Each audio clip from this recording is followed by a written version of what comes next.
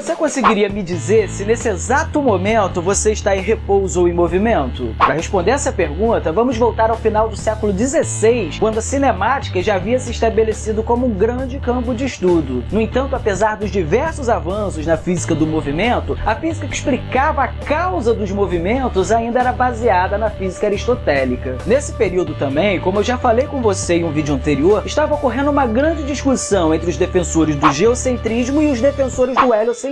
Nesse contexto, temos Galileu Galilei, um matemático italiano que, além de ter feito diversas observações com uma luneta que ele mesmo construiu, ele fez diversos estudos sobre os movimentos e fez várias modificações na física medieval que ainda era baseada na física de Aristóteles. Seu principal objetivo era estabelecer uma nova cinemática para um sistema planetário na qual a Terra não necessitasse estar parada no centro do universo. Além de utilizar a experimentação para dar legitimidade aos seus argumentos, Galileu também buscava apresentar esses argumentos em uma linguagem matemática, algo típico da nova ciência que estava surgindo. Em meio a esses estudos, Galileu introduziu a ideia de referencial, ou como conhecemos hoje, o princípio da relatividade de Galileu. Para ele, um corpo não está em movimento ou parado por si só, mas que está em movimento ou em repouso em relação a outros corpos. É aí que voltamos àquela nossa pergunta inicial. Nesse exato momento, você que está aí sentado em sua cadeira assistindo esse vídeo, está em repouso ou em movimento? Para responder essa pergunta, nós precisamos saber em relação a que nós estamos nos referindo. Em relação à sua cadeira ou até mesmo em relação à Terra, você está em repouso. Já em relação ao Sol, por exemplo, você está em movimento, já que de acordo com o heliocentrismo, a Terra está girando ao redor do Sol e você está indo junto com ela nessa viagem, né? Outro exemplo interessante a ser observado é que se por acaso você estiver sentado no banco de um ônibus que se movimenta em relação ao solo, você estará em movimento ou em repouso? Meu amigo, isso também depende do referencial que você vai estar adotando, já que em relação ao solo você está em movimento, mas em relação ao próprio ônibus você está em repouso, já que você está sentado quietinho ali no banco dele, né? Essa ideia de referencial foi muito importante para toda a cinemática desenvolvida por Galileu, e além disso ela se tornou a base para toda a física desenvolvida até o início do século XX. Então, se você gostou desse vídeo, não deixe de dar um like e de compartilhar em suas redes sociais. E se é a primeira vez que você está aqui no canal, não deixe de se inscrever para ficar por dentro das nossas próximas aulas. Bom, já que todo mundo entendeu que em relação a que, né? Agora, depois isso é importante, porque depois nós vamos ter um pequeno detalhe que tem uma única coisa que não serve para esse referencial, né? Que é a luz, mas isso a gente vai ver daqui a pouco. Como também vocês ficarem... Você já se perguntou por que quando você pula, você volta para o chão? Ou por que as coisas caem e não sobem? Há mais de 300 anos atrás, uma maçã caiu de uma árvore na cabeça de um homem. E o que na maioria das pessoas só daria uma tremenda dor de cabeça, em Isaac Newton fez ele ter a extraordinária ideia da gravidade. Newton percebeu que a mesma força que faz a maçã cair no chão faz a Lua girar em volta da Terra, e a Terra, assim como outros planetas, girar em volta do Sol. O mesmo que vale para uma simples maçã, vale também para o universo inteiro. É uma lei universal da natureza. Mas, Ruas, espera um pouco. A maçã cai no chão, a Lua só fica girando em volta. Na verdade, apesar da Lua nunca cair de fato, ela está perpetuamente caindo. Ok, calma, eu explico. E para isso vou precisar de um voluntário. Bob ou Guaxinim? Se colocarmos Bob dentro de um canhão, melhor colocar um capacete Bob, e atirarmos ele para frente, com um pouco de força, ele vai acabar caindo em algum lugar. Se usarmos mais força, ele vai cair mais longe. Mais força, mais longe ainda. Newton descobriu que basta ter força suficiente, uma força exata, e teremos o primeiro guaxinim a entrar em órbita. Obrigado, Bob. Bob agora está em uma queda eterna. E com um pouco mais de força, Bob teria alcançado a velocidade de escape, e a velocidade necessária para ele sair do campo gravitacional da Terra. E então Bob estaria livre, viajando pelo espaço em uma velocidade constante em linha reta para sempre. Ou até esbarrar em outra coisa. A lei da gravidade de Newton descrevia perfeitamente como os objetos celestes se movimentavam.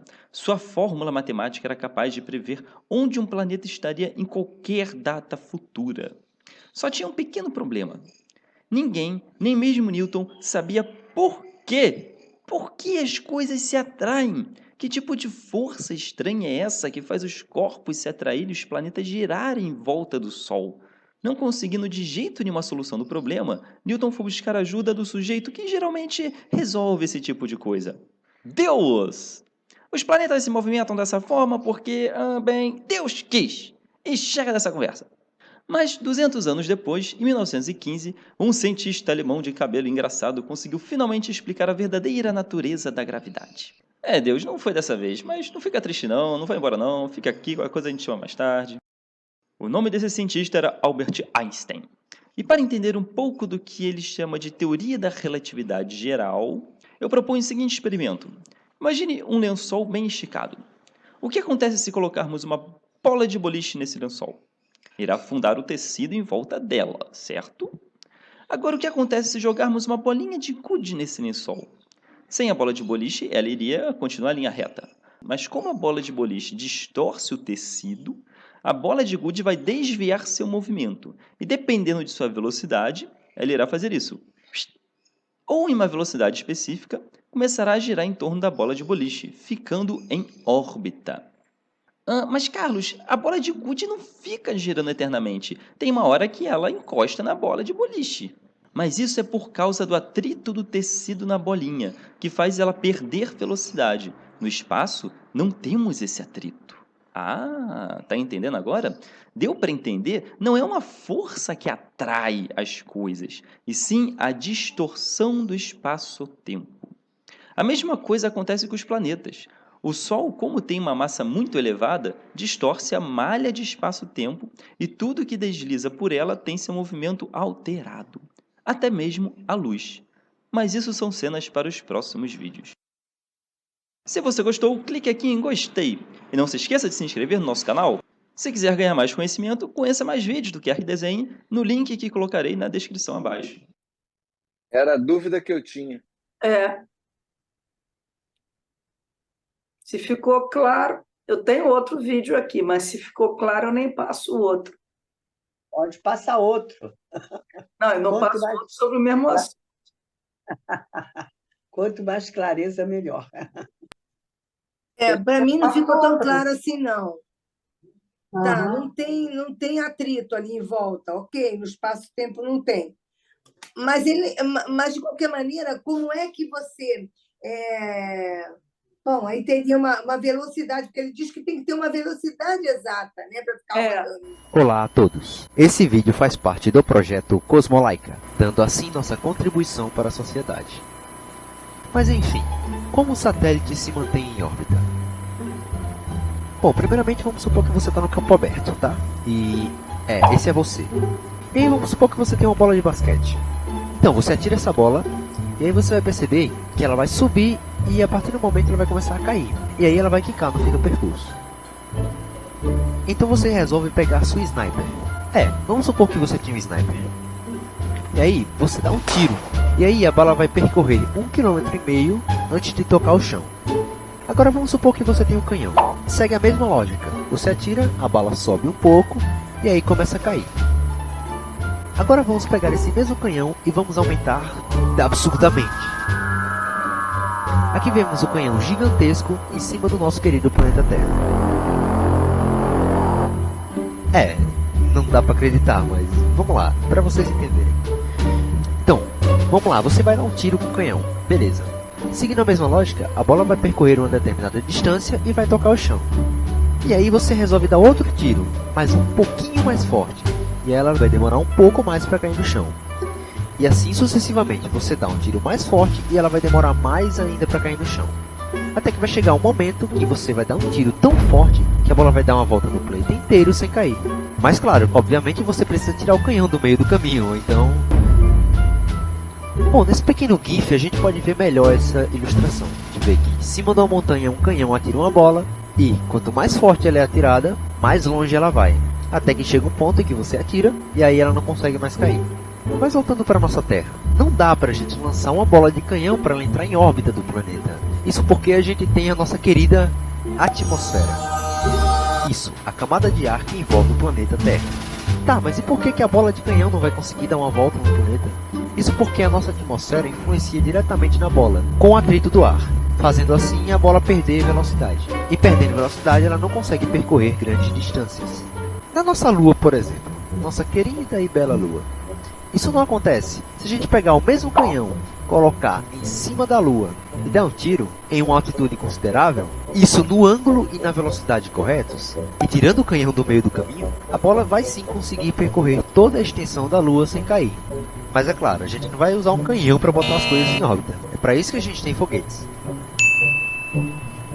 Bom, e agora eu espero ter tirado a dúvida de vocês quanto a isso. Por que os foguetes, ao subirem, começam a inclinar? Justamente para terem velocidade e ângulo corretos, não caindo assim de volta na Terra, e em uma altitude suficiente para não receber influência da atmosfera. Bom, e é assim que o satélite se mantém em órbita. É assim também que a Lua se mantém em órbita.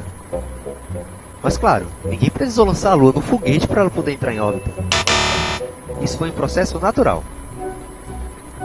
Bom, para ir para o espaço mais rápido que o foguete, só a equipe Rocket decolando de novo. E é isso aí, pessoal. Espero que vocês tenham gostado desse vídeo. Mais uma vez, foi um vídeo do projeto Cosmolaica, ou Cosla, como preferir. Começando assim a nossa contribuição para a sociedade junto com o projeto. Para ter mais informações sobre o projeto, acesse o link que está na descrição. Um abraço a todos e até a próxima. Albert Einstein é considerado um dos maiores gênios da história da humanidade, especialmente pelas suas grandes contribuições para a física e ciência em geral. Ele é especialmente conhecido não só pela teoria da relatividade, mas sim pelas suas duas teorias da relatividade, que foram desenvolvidas no começo do século XX. A primeira delas é a teoria da relatividade restrita, que descreve o movimento de objetos e de campos eletromagnéticos, só um lembrete, a luz é um campo eletromagnético, na ausência de campos gravitacionais. Resumindo bastante, a relatividade restrita introduz duas ideias novas para os físicos da época. A primeira é que a velocidade da luz é constante para todo referencial. Isso significa que se você estiver se movendo quase na velocidade da luz, você ainda vai ver a luz se movendo na velocidade da luz em relação a você. O universo é estranho, só que não fui eu que fiz as regras. A segunda é que as leis da física que regem o universo continuam as mesmas, independente de se você estiver em um foguete bem rápido ou estacionado no mercado. Segundo o próprio Einstein, a relatividade restrita foi uma boa ideia, mas não foi uma ideia genial. E eu preciso fazer uma nota aqui de dizer que eu discordo bastante dessa afirmação dele.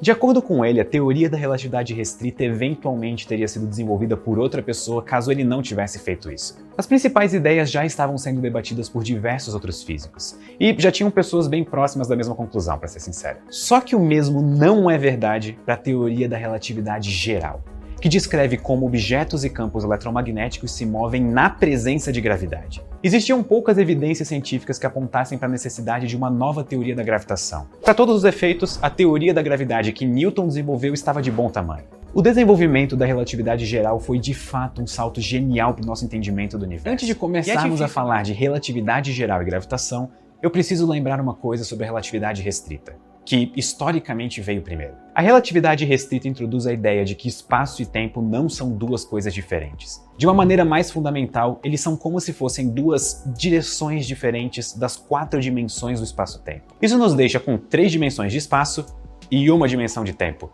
totalizando 4 dimensões. E a consequência mais importante disso é que mudar o seu movimento no espaço também muda o seu movimento no tempo. Se você for mais rápido, o tempo passa para você mais devagar do que para alguém que ficou parado. Tanto é que alguns astronautas são um pouco mais jovens do que eles deveriam ser por causa do tempo que eles passaram se movendo rapidamente em órbita da Terra. Mas não tenham pesadelos com isso ainda, porque essa diferença é bastante pequena. Tendo isso em mente, nós vamos começar com o objetivo da teoria da relatividade geral, que é descrever como a matéria se move na presença de campos gravitacionais.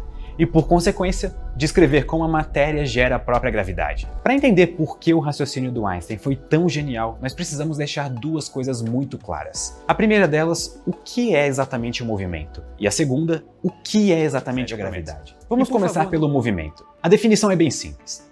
O estudo do movimento na física é o estudo de como a posição de um corpo muda com o tempo. Para descobrir qual é o movimento de um corpo, nós precisamos saber as forças que atuam sobre ele. E sabendo as forças, nós podemos determinar a aceleração usando a fórmula força é igual a massa vezes aceleração. Uma vez que sabemos a aceleração, é fácil determinar como um corpo vai se mover. Então, resumindo isso tudo, entender o movimento é entender a aceleração. Eu vou começar com um exemplo simples. Imagine que você queira fazer um Yorkshire cair 20 metros. E você tem duas opções. Ou você larga ele em uma queda livre e ele dá de cara no chão, ou você pode soltá-lo através de um tobogã em uma piscina refrescante. Do ponto de vista das forças envolvidas, os dois cenários são basicamente iguais. É apenas a força da gravidade puxando o Yorkshire para o chão. Só que no segundo caso, a geometria do problema é diferente. Existe um tobogã guiando a queda de forma precisa. O que determina a diferença das duas quedas não é a força da gravidade, mas as curvas do tobogã, ou seja, a queda vai ser determinada pela geometria do tobogã. Geometria também é capaz de determinar movimento, ou de outra forma, geometria pode causar aceleração da gravidade. Então, em resumo, a gravidade é simplesmente o tobogã de toda a matéria. E todos os planetas, estrelas e galáxias são, na verdade, grandes Yorkshires. Se alguém perguntar se eu falei isso, eu vou negar. Sendo mais técnico, a gravidade é simplesmente a geometria do espaço-tempo, que guia a aceleração dos corpos. Muitas vezes nós falamos que a gravidade é a curvatura do espaço, mas isso significa a mesma coisa. Quando um asteroide se move através do espaço-tempo, ele é movido de acordo com a curva do espaço, e é isso que nós chamamos de gravidade. Da mesma forma, quando um trem se move, ele simplesmente acelera em linha reta. E o que determina o caminho que ele faz são as curvas ou geometria dos trilhos de trem. Mas a gravidade é gerada por matéria. Então foi algum objeto massivo como uma estrela que curvou o espaço-tempo. O exemplo clássico disso é imaginar um lençol esticado. Se você rolar uma bolinha pelo lençol, ela se move em linha reta. Agora, se você adicionar uma bola de futebol ou de boliche no meio do lençol, ele se curva bastante, da mesma forma que o espaço-tempo se curva na presença de uma estrela. E se você rolar a bolinha novamente, ela vai ter o seu percurso desviado pela curvatura do lençol, que foi causada por causa da bola maior. O asteroide foi desviado pela curvatura do espaço, da mesma forma que a bolinha foi desviada pela curvatura do lençol. Em nenhum momento o asteroide precisa saber que a estrela está lá. Ele apenas tenta seguir o seu movimento em linha reta e, por consequência, ele segue a curva do próprio espaço-tempo. De acordo com a relatividade geral, a própria Terra está apenas tentando se mover em linha reta, mas a curvatura do espaço mantém ela presa em uma órbita ao redor do Sol. E o mesmo é verdade para a própria luz. A luz sempre tenta se mover em linha reta, e por consequência, ela segue a curvatura do espaço-tempo. O que a relatividade geral nos diz de uma maneira resumida é que a matéria diz para o espaço como se curvar e a curva do espaço diz para a matéria como se mover. Essa é a sacada. Você não precisa de forças para descrever a gravidade. É muito mais natural descrever ela como a própria geometria do espaço-tempo, que são as próprias curvas do universo. Com a teoria da relatividade geral, Einstein fez diversas previsões que foram comprovadas em experimentos, como o desvio da luz das estrelas próximas ao Sol, ou o cálculo preciso da órbita de Mercúrio, algo que a física newtoniana não era capaz de fazer. E a relatividade geral também criou alguns monstros, como buracos negros e buracos de minhoca. Mas essa é a beleza da teoria. É nos fazer olhar para o universo de um jeito que nós não imaginávamos. É literalmente pegar os nossos cérebros ignorantes que estão dentro de uma caixa sem graça e nos obrigar a olhar tudo fora dessa caixa. E para mim, não existe nada mais maravilhoso do que isso. Muito obrigado e até a próxima. Para você, esse espaço-tempo é para todo mundo, é para nós também, né? Claro, Assim como está para a Terra, que a Terra chata. é onde a gente habita, é o universo. Sim, mas eu fico pensando assim, Beatriz, existe um tecido, como ele falou. A Terra está achatada ali, né, rodando naquilo ali. Esses tecidos também existem para a gente? Como é que isso é permeado para a gente? Porque eu vejo a Terra... A gente está no sistema da Terra. Existe para a gente também, só que a gente é desprezado. A gente olha para a Terra. O que é a gente na Terra? Não, eu sei, mas eu fico pensando, isso também, de alguma forma, atua em cima dos nossos corpos. Sim, isso, aí é que eu vou entrar com as minhas ideias. Que justamente o que ficou até hoje foi como se a gente fosse um ser humano, um ET, né? Onde a gente não está inserido no contexto espaço-tempo. Pois é. O inconsciente é atemporal e tudo isso é visto dessa maneira. E eu digo, não. E as marés. A Lua e as marés. Isso. E a influência da Lua nos nossos próprios corpos também. Nos nossos próprios corpos também. Claro, é tudo interligado, é um sistema. Não tem como escapar disso. Não tem como escapar disso. E aí a proposta justamente é pensar a psique dentro desse campo. Para isso eu construí a ciência do sentir, que a gente vai chegar nela, entendeu? Mas tem que construir, não é simplesmente dizer, olha, isso aqui é isso, se isso é assim, aqui é assado. Não, aí você está brincando com a teoria, você tem que construir isto de uma maneira que você dê fundamentação, né? Luz, um dos principais responsáveis pela existência desse vídeo. A minha intenção nesse vídeo é responder duas perguntas que vocês me enviam bastante. Como que nós podemos determinar ou medir a velocidade da luz? E por que acreditamos que ela é uma velocidade limite no universo? Estudar a luz não é algo recente. Filósofos na Grécia Antiga já tentavam entender como ela funciona.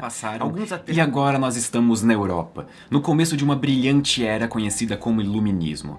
Aqui as coisas mudaram bastante. Por causa do trabalho de pessoas como Newton e Kepler, agora nós tínhamos certeza de que a luz era emitida por uma fonte, tipo o Sol, chegava até algum objeto e era refletida por esse objeto, tipo um ser humano no Sol, e então chegava nos nossos olhos, e assim a gente captava as imagens. Mesmo assim, a natureza da luz ainda era tema de debate.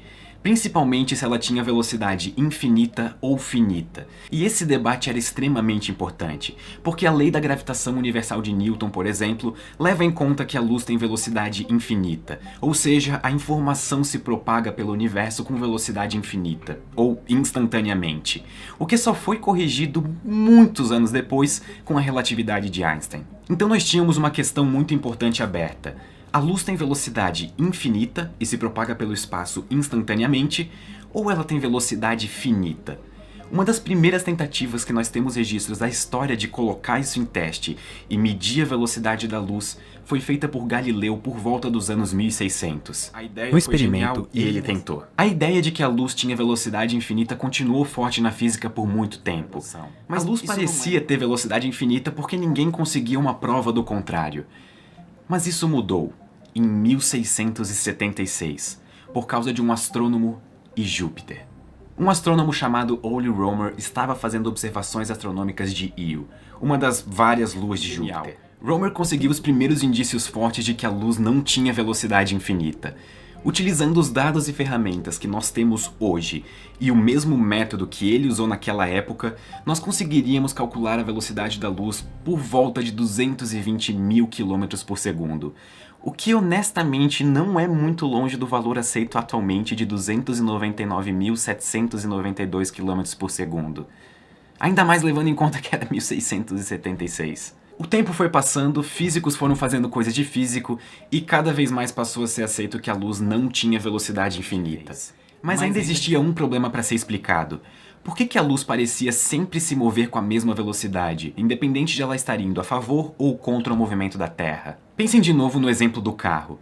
A nossa experiência diária nos diz que se eu estiver dentro de um carro e ele está se movendo para frente e eu acendo uma lanterna apontada para frente, a luz dessa lanterna deveria se mover mais rápido do que se eu apontasse essa lanterna para trás, que seria contrária à direção de movimento do carro. É como se num caso eu somasse a velocidade da luz com a velocidade do carro, e no outro caso eu subtraísse a velocidade do carro da velocidade da luz. E aqui entra Albert Einstein. Ao invés de tentar resolver esse aparente paradoxo, ele simplesmente falou, ok, é isso que acontece. Ele postulou que a velocidade da luz não depende da velocidade da fonte. Ou seja, a luz de uma lanterna acesa em cima de um carro sempre vai ter a mesma velocidade independente da direção que você apontar essa lanterna. A velocidade da luz é constante no vácuo e independe da velocidade de quem emitiu ela ou a velocidade de quem está medindo ela. A velocidade da luz é uma constante universal e independe do referencial. Isso quer dizer que, na prática, se você estiver se movendo a 99% da velocidade da luz e acender uma lanterna, a luz dessa lanterna vai ter a velocidade da luz. Da mesma forma, se você estiver parado e acender uma lanterna, a luz dessa lanterna também vai ter a velocidade da luz. E não só isso. Com a relatividade restrita, Einstein mostrou que a velocidade da luz não é só uma velocidade. Ela é um verdadeiro limite universal para a velocidade de qualquer objeto com massa. Em outras palavras, tudo que tem massa deve se mover abaixo da velocidade da luz, não importa a situação. E aqui temos a razão de a velocidade da luz ser tão especial. Ela não é somente a velocidade da luz. ela é muito mais fundamental do que a própria luz. Essa velocidade está associada com a ordem de causa e efeito no universo. Ou, em outras palavras, a velocidade da luz limita o quão rápido um evento que acontece em um lugar pode afetar outros eventos distantes. Ou o quão rápido a própria informação pode se propagar pelo universo. A luz é informação. Se uma supernova acontece, você precisa esperar pelo menos o tempo de a luz dela chegar até você para obter informação de que aquela supernova aconteceu. Sim, nós chamamos essa velocidade de velocidade da luz. Mas quem sabe um nome mais apropriado fosse velocidade da informação. Muito obrigado e até a próxima. A velocidade da luz, ela não depende de referencial. Então, se você estiver dentro de um trem em movimento, ligar uma lanterna, você vai fazer uma medida da velocidade da luz. Alguém do lado de fora que vê esse mesmo evento e tentar medir a velocidade da luz, vai medir exatamente a mesma. Não vai somar a velocidade da luz, mas a velocidade da luz é invariante. Ela é uma onda eletromagnética. Ela não vai mudar para os referenciais diferentes. Agora, se a velocidade não muda, no referencial de quem está fora, a luz percorreu uma distância maior. Então, obviamente, o tempo foi também maior. Em outras palavras, se a velocidade é a mesma, o tempo e o espaço não serão. Essa é a lógica de relatividade e daí se desenvolve todas aquelas equações que vocês já viram eu usar em vídeos anteriores. E olha, o que eu falei não é hipótese, porque se fosse, eu e você não usaríamos GPS. Essa tecnologia depende de correção por relatividade. Esse é o vídeo e como eu sempre digo para os alunos, para entender relatividade você vai ter que desaprender algumas coisas. Beijo do Jota! Ela é a velocidade limite do universo. Agora, há estudiosos que vão contestar isso. Que vem querendo mostrar que isso limitou todo o universo, né? Então, o que acontece? Mas se você, o que acontece? Se antes você tinha um espaço e um tempo fixo, a velocidade podia chegar ao infinito. Mas no momento em que a velocidade ela é limitada da luz, né? O que vai ter que alterar para equilibrar as equações, equilibrar as coisas? É o espaço e o tempo. Não, repete, porque eu não entendi. Não entendi. Não, se eu disser a você, você tem que sair daí da sua casa para chegar do outro lado da rua, você tem um espaço e um tempo que você vai percorrer. Você vai percorrer uma determinada velocidade, certo? Se eu digo a você que essa porta da sua casa até o outro lado da rua, né, é fixa, você vai poder elevar essa velocidade a um número infinito, aonde, quer dizer, tendendo ao infinito, aonde você vai estar quase que instantaneamente lá e cá.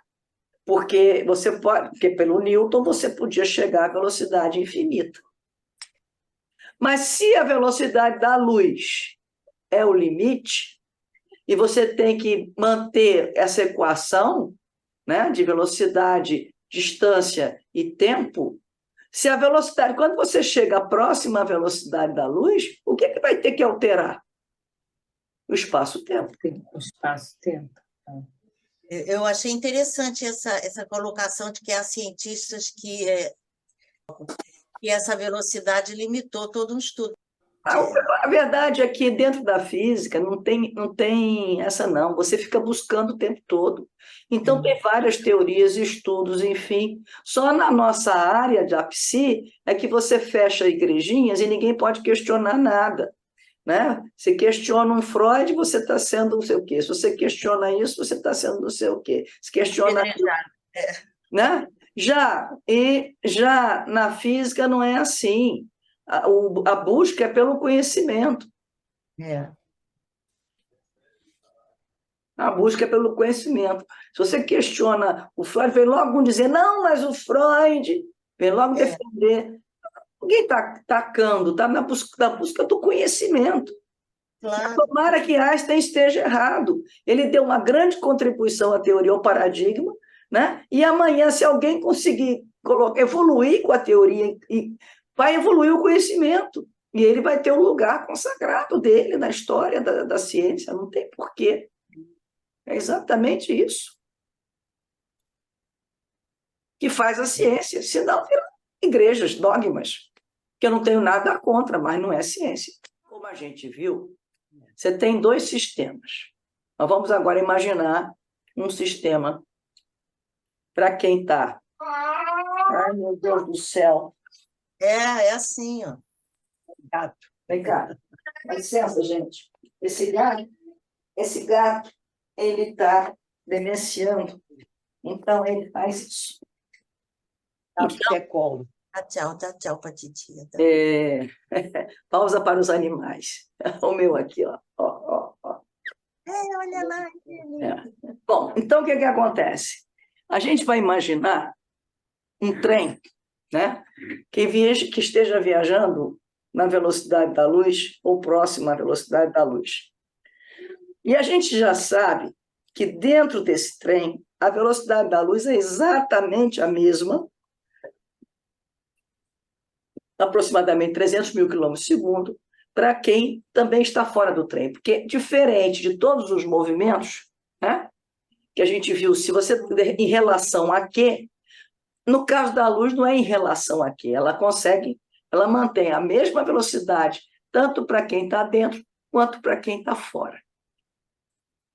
Se for medir, vai dar a mesma velocidade. São vários raios, na verdade, não é um raio só, mas a gente vai, hipoteticamente, visualizar apenas um raio, né? Então, para quem está fora do trem, né, e o sentido do trem é para a direita aqui da tela. E a gente vai supor o seguinte, que há um sensor em cada porta, né, que a hora que eu acender a luz, né, esse sensor, quando bater a porta, né, vai abrir as portas. Ele vai abrir a porta pela luz. A luz vai abrir a porta.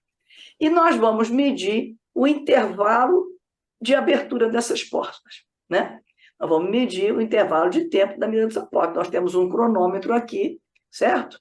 E nós vamos começar por quem está lá de fora. Então, para quem está lá de fora, vamos fazer o cronômetro. Então, vamos lá.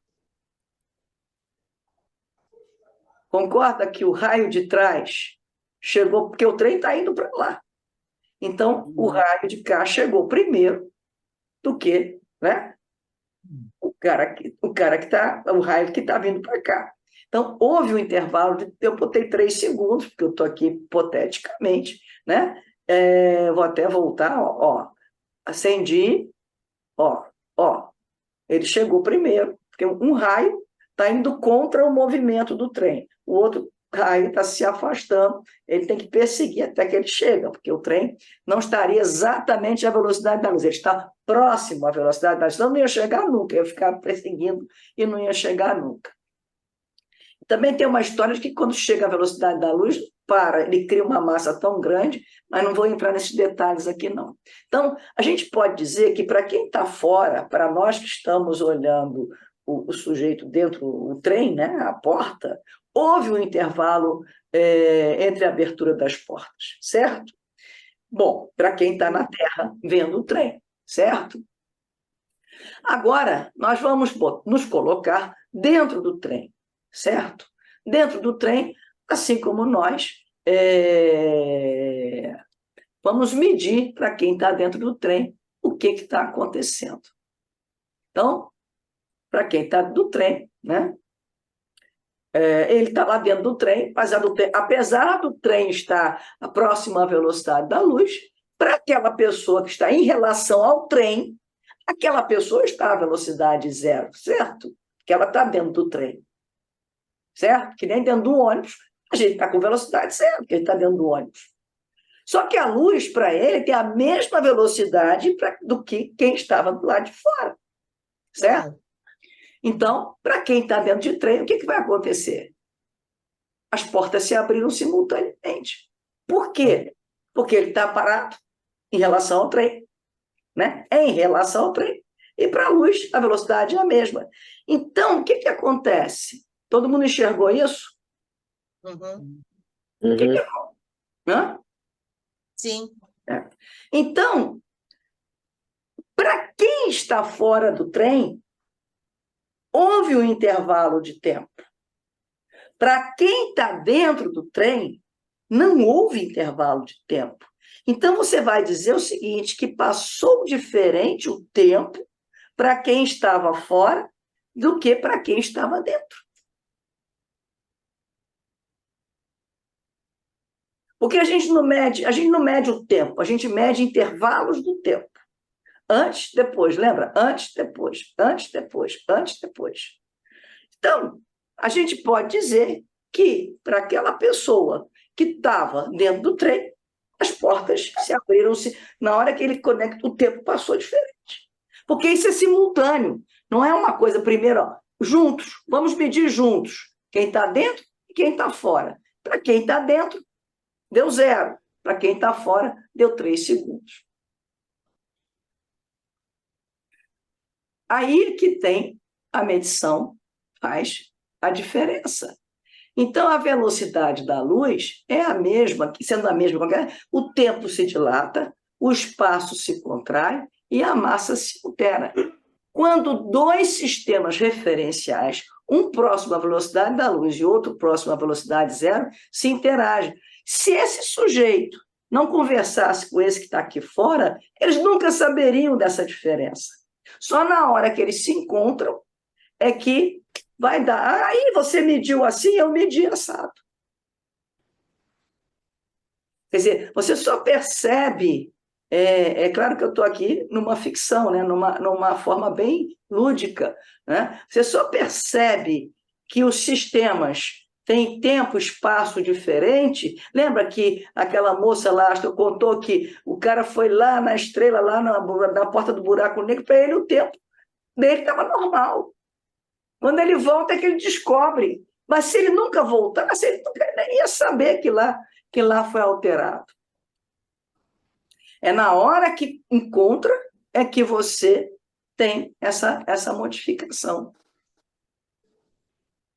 Isso é muito estranho. É muito estranho. Mas é assim que funciona. Então, o que acontece? Veja só, se eu estou aqui na Terra, e tem lá, aqui, o rapaz e a moça, no dia 17 de agosto de 2023, às 7 horas da noite, aí a moça pega um foguete, a próxima velocidade da luz, vai a uma estrela mais próxima e volta. Quando para ela, o relógio dela só passou 2 minutos. E aqui na Terra passaram-se 80 anos. O rapaz vai estar um velhinho e ela continuará praticamente a mesma coisa. Eu fiquei pensando o seguinte, isso há 30 anos atrás, a gente não tem como ver, não tem jeito, da natureza, onde há cor, há onda eletromagnética. Não tem jeito. Me deu um lugar na natureza que tem a cor, que não tem a presença de onda eletromagnética. Então, não tem na natureza. E eu fiquei pensando exatamente isso. Os sonhos são coloridos. Aquela história, mesmo preto e branco, eles são... É cor, né? Eu já contei essa história aqui. Então, o preto, né? Outra coisa que eu pensei é que a gente nunca consegue ver o sonho de fora. A gente, quando está sonhando, você vê que o outro está sonhando, mas você não vê o sonho dele, que é uma coisa abstrata. E nem você vê o seu próprio sonho. Você lembra do seu próprio sonho. Pouca coisa. Depende da pessoa. Tem gente que lembra muita coisa. Enfim, mas isso é o detalhe. Isso aí é o conteúdo do sonho, não nos interessa. Nós estamos aqui pensando no sistema fenomenológico. É no processo de como o fenômeno sonho se processa. Né? E nesse ponto é que eu caminho com Freud, porque ele dá como sonho como realização de desejo, mas o sonho como um fenômeno que ele dá várias coisas sobre o sonho, que é bem interessante. Então, eu botei aqui, imagina que isso é o sonho, e nós estamos olhando o nosso sonho, né? Então a gente está dentro do sonho e está fora do sonho. Se o sonho estaria à velocidade da luz, vamos supor essa hipótese, porque tem luz, porque tem cor, então como é que fica isso? Tá, são dois sistemas também, que nem aqui o nosso trem, são dois sistemas, um que estaria à velocidade zero, quando a gente acorda, e o outro quando a gente está sonhando, que é a velocidade da luz. Certo? Então, a gente pode dizer o seguinte, quando dois sistemas, é uma hipótese, foi o que eu comecei a pensar. Um próximo à velocidade da luz seria o inconsciente, o outro próximo à velocidade zero, se interagem, o tempo vai se dilatar, porque aí o inconsciente, não existe na natureza nada que não possua tempo, né? O tempo é dilatado, o tempo é estreitado, mas existe o tempo. É o tempo e espaço junto, quer dizer, o inconsciente ele está no tempo e espaço, ele não está separado, ele acontece no tempo e espaço, o tempo se dilata, o espaço se contrai, a massa se altera, mas a massa, no nosso caso, eu não usei para o inconsciente, que eu chamo de inconsciente relativístico, eu não usei a massa. Então, justamente porque luz, agora você respondeu, a luz não tem a massa, no caso, né? Então, condensação, deslocamento, seria nada mais, e representabilidade, seria nada mais que efeitos da dilatação tempo-espaço. Essa era a minha hipótese. E a elaboração é secundária é na hora que os dois sistemas se encontram. É quando a nave volta e pousa na Terra. Aí você vai ver aquilo tudo distorcido, porque você vai encontrar uma diferença tempo-espaço naquela coisa. E aí, mas como é que eu poderia provar isso? Como é que eu poderia, pelo menos, testar essa hipótese?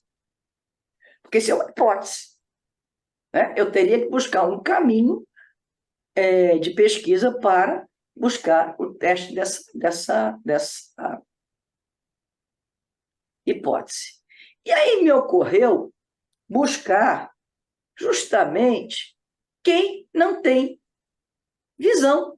Porque se os olhos são receptores de ondas eletromagnéticas do nosso organismo, quem não tem visão, você não pode dizer que o sujeito, na hora que está dormindo, né, ele está recebendo onda eletromagnética de algum lugar, para imagens que ele possa ter no sonho dele. Aí vai perguntar para mim se o cego de nascença sonha imagem? Não, porque ele não tem registro disso dentro dele. Mas não importa, porque mesmo o cego que perdeu, ele também não tem como pegar mais luz para poder iluminar o sonho dele. Minha lâmpada queimou, eu não vou conseguir acender a luminária, mas eu vou ter que trocar a lâmpada, né? Então, eu fui pesquisar sonhos de cegos, e na época eu fui em vários lugares, eu pesquisei, fui num que faziam vassouras ali na 24 de maio, eu fui nesse Benjamin Constant, eu entrevistei vários cegos, e depois acabei encontrando um americano que tinha feito uma pesquisa com cegos, inclusive, porque cego de nascença foi muito difícil, só achei um, para dizer a verdade, né? E ele tinha uma pesquisa feita nos Estados Unidos, enfim, que confirmava as minhas hipóteses do ponto de vista do cego, né? Ele não tinha essa ideia.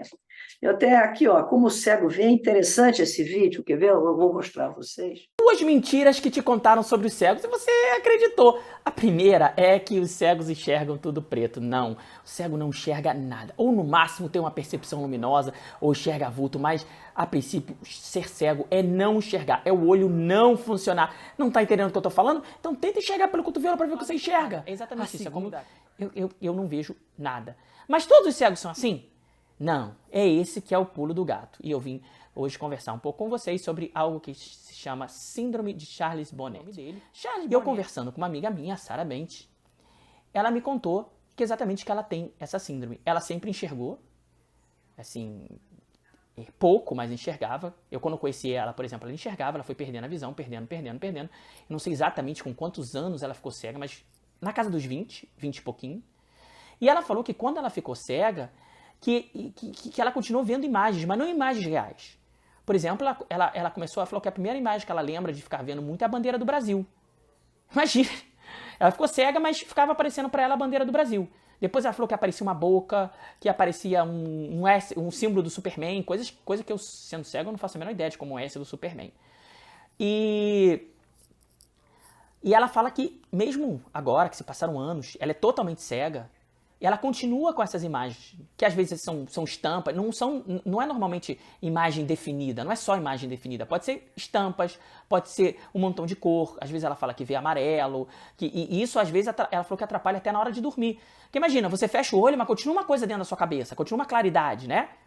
E mesmo, pelo que eu li, mesmo as pesquisas ainda não dão conta de mostrar o que é exatamente que gera isso. Eu li um trabalho muito interessante de pesquisadores brasileiros falando dessa síndrome, e relatando uma senhora que ficou idosa, que ficou cega já no final da vida, e que ela relatava ver uma carroça. E ela conseguia distinguir o uniforme do condutor, como as pessoas estavam vestidas, sendo que essa carroça não existia. Imagina, você está na sua casa sentado na poltrona e você está vendo uma carroça na sua frente, uma criação do seu cérebro. É como se o cérebro estivesse derramando imagens que ele não consegue mais ver.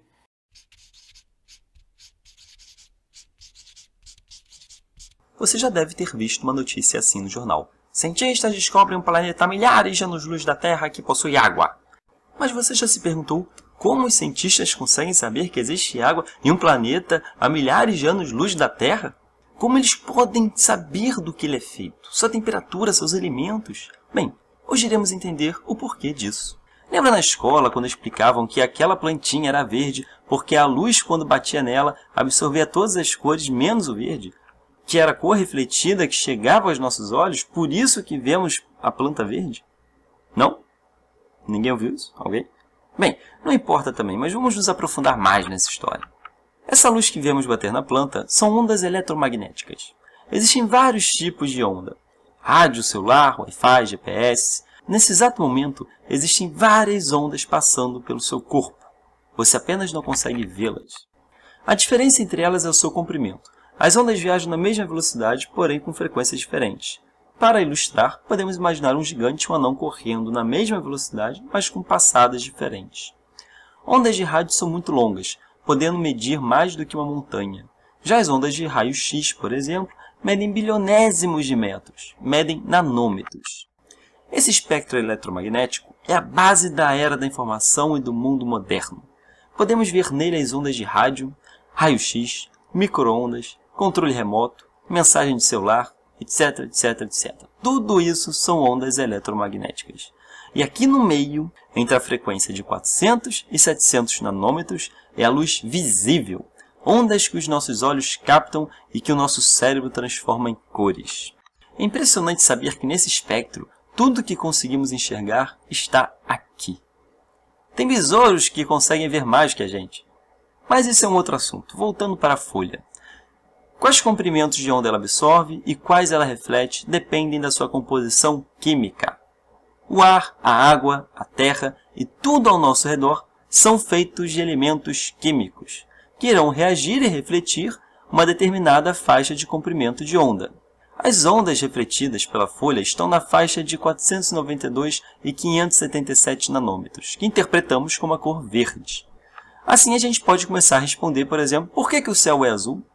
Os gases de nitrogênio e oxigênio abundantes em nossa atmosfera espalham ondas de frequências mais altas, azuladas, e absorvem as mais baixas. E por isso que nós vemos o céu azul, viu? Não é tão difícil. Agora digamos que você tenha um medidor de ondas. Alguém coloca uma venda em seus olhos e pergunta, como é o ambiente que está à sua frente? Você não precisa mais ver, apenas verificar quais as frequências que estão chegando no medidor. E aí é só relacioná-las ao tipo de substância que costuma refleti-la. Ah, tem aqui a frequência de X nanômetros. Ah, essa é a frequência da molécula H2O. Então tem água aqui. A análise da luz espalhada por uma substância também é capaz de determinar sua temperatura e densidade. Assim você sabe se é um balde ou um oceano, uma praia ou um deserto que está à sua frente. Tá entendendo? Nós podemos saber do que é feito um ambiente sem precisar olhar para ele, apenas traduzindo as ondas que chegam. Mas espere, e se apontarmos esse medidor ao espaço? Se mirarmos ele exatamente para aquele planeta que está a milhares de anos-luz da Terra e captar as frequências que chegam? E é isso que a ciência moderna está fazendo. É assim que ela descobre a composição dele e a do resto do nosso universo. Seja planeta, galáxia, nebulosa, estrela, a luz não morre, não some. Ela está por aí, vagando pelo espaço.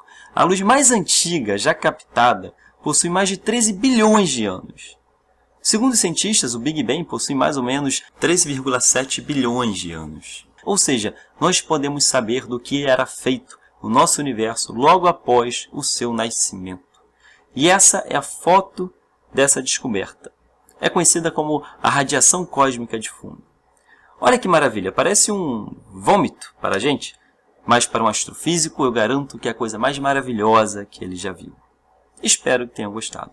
Se você gostou, clique aqui em gostei e não se esqueça de se inscrever em nosso canal. Este vídeo é patrocinado pela UVA, Universidade Veiga de Almeida. Universidade Veiga de Almeida, lá, lá, lá. Bom, aí a gente pode dizer assim, a memória, né? A gente testa, então, que também tem que dizer que sonho é um fenômeno psíquico. Porque você não pode chegar e dizer é só porque o Freud quis que sonho é fenômeno psíquico. Você tem que mostrar que é um fenômeno psicológico. Né? Então, a gente pode dizer o seguinte, a gente está vendo, pelo sonho dos cegos, que a memória é utilizada. Porque os cegos que ficaram cegos, muitos deles sonham com imagens. Então, aquilo é memória. Né? Mas só a memória não dá a cor, mas mostra que ele vai usar. As pessoas não envelhecem, eles me disseram. Então, eles sonham com o tempo que eles enxergavam. As imagens que vêm é do tempo que eles enxergavam. Então, isso mostra que eles usam a memória para sonhar, como ele e nós. Né? Mas só a memória não é psíquico. O computador tem memória, mas não é psíquico. O que faz a ser psicológico, o raciocínio, é a articulação entre os traços minêmicos, entre os dados da memória. Então, a gente pode dizer que sim, os sonhos são um fenômeno psicológico. Você vai dizer, mas tem gente que diz, vocês são espíritas, né, que o sonho é também lá. Até pode ser também, mas ele é isso. Certamente é. Certamente. Eu não estou entrando no mérito, eu estou dentro do campo da psique. É onde eu estou. Eu não vou para outros campos, porque o meu campo é a psique. Né? Então, a gente pode dizer que é um fenômeno psicológico. E pela articulação entre os traços mineiros, isso é raciocínio. Então, se a pesquisa confirma que o raciocínio faz parte do processo dos sonhos, confirma que o sonho é um fenômeno psíquico. Sobre as cores, ondas é um transporte de energia, onde a cor, a onda eletromagnética, aquele vídeo que eu já passei, que eu adiantei, certo? E a gente sabe que as ondas eletromagnéticas são captadas pela vista, pelos olhos, né? O movimento RAIN, até o vídeo 8. E tem um detalhe, durante os sonhos, somente durante os sonhos, os olhos são receptores de ondas eletromagnéticas, o movimento RAIN, que é um movimento rápido dos olhos. Então, a gente pode dizer, depois eu vou passar o vídeo 8, se na natureza não há expressão de cor, sem que ondas eletromagnéticas estejam presentes, se os sonhos são dotados de cor na sua expressão fenomenológica, os olhos são os receptores de ondas eletromagnéticas do nosso organismo. Os nossos olhos se movimentam movimento RAIN enquanto dormimos durante os sonhos. Durante os sonhos construímos histórias.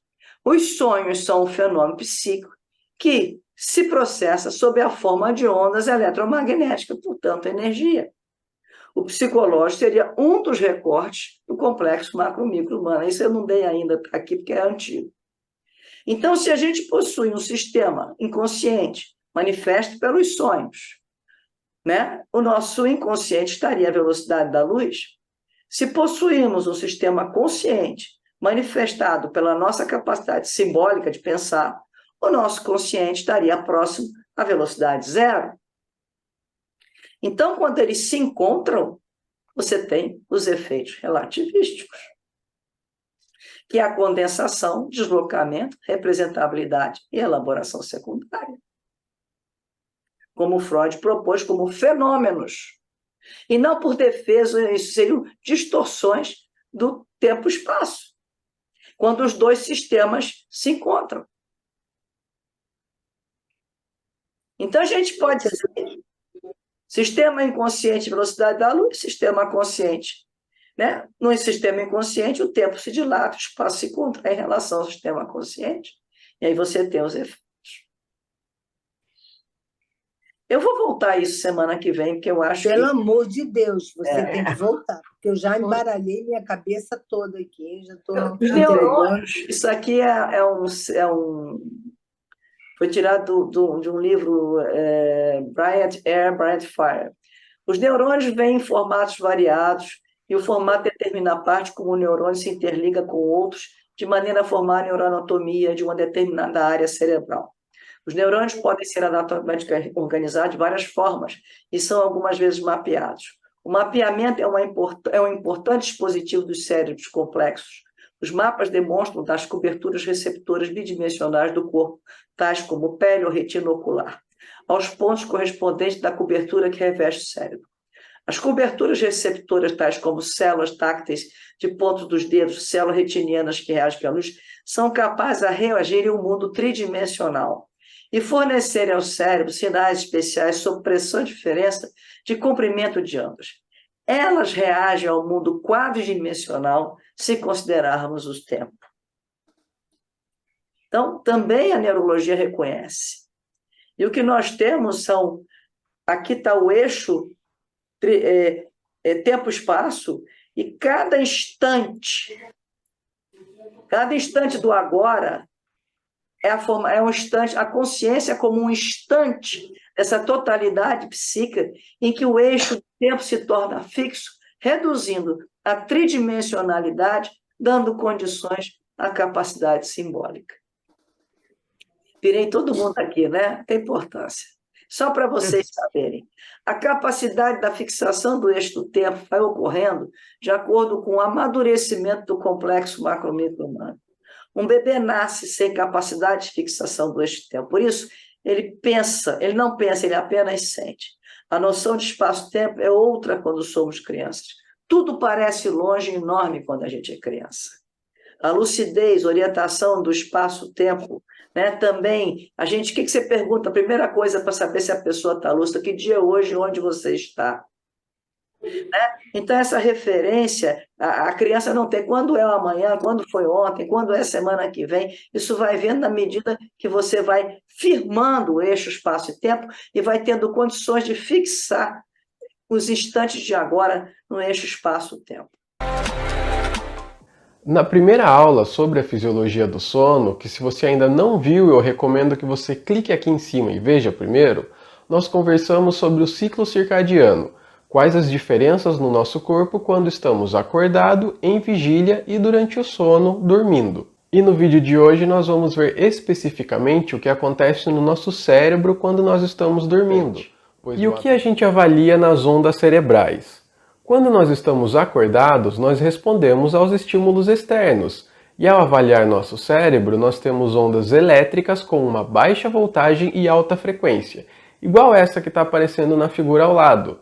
Se nós somarmos essas ondas, nós vamos ter uma resultante com esse padrão, que é chamado de onda desincronizada. Já quando nós estamos dormindo, o padrão elétrico muda. As ondas ficam com uma alta voltagem e baixa frequência, igual na figura abaixo.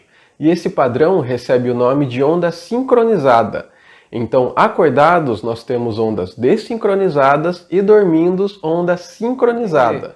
O sono vai mudando durante a noite. Ele é dividido em 2 fases e 4 estágios. E para explicar os próximos passos, eu vou contar como foi a primeira avaliação, quando os primeiros pesquisadores começaram a fazer esse exame. Bom, tudo parecia muito óbvio. Quanto mais profundo o sono, mais sincronizada a onda. Quando o indivíduo acorda, a onda desincroniza igual na vigília. Só que não. Os pesquisadores estavam olhando os monitores e perceberam que a onda desincronizou novamente. Eles olharam na parte de movimento dos olhos e os olhos estavam se mexendo loucamente. Mas olharam no eletromiograma e os músculos estavam completamente relaxados. Isso não fazia sentido. Então foram ver o paciente e ele estava imóvel, dormindo profundamente. Então eles acordaram o sujeito e o participante lá falou que estava sonhando, porque acordaram ele bem no meio do sonho.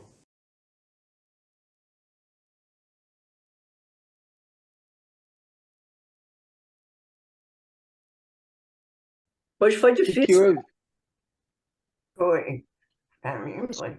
Muito difícil. Eu não sei se estou cansada também, mas Não é, sabe o que que é? É porque era importante ter um início, meio e fim, né? A gente vai voltar a isso tudo, mas sem os vídeos agora, sem esses vídeos todos, entendeu? Justamente para a gente ir com calma pensar cada etapa dessa. Semana que vem a gente vai fazer isso. Mas era preciso ter a relatividade de Galileu, era preciso entender em relação a que o movimento, era preciso entender que a luz não tem, ela é a mesma referencial em qualquer, é a mesma medida em qualquer lugar. Era importante entender que os sistemas de velocidade, era importante entender isso tudo para poder fazer essa relação com os sonhos, senão não podia. Aí ficou muito rápido, a gente não pensou, não conversou. A semana que vem eu vou voltar ao inconsciente relativismo.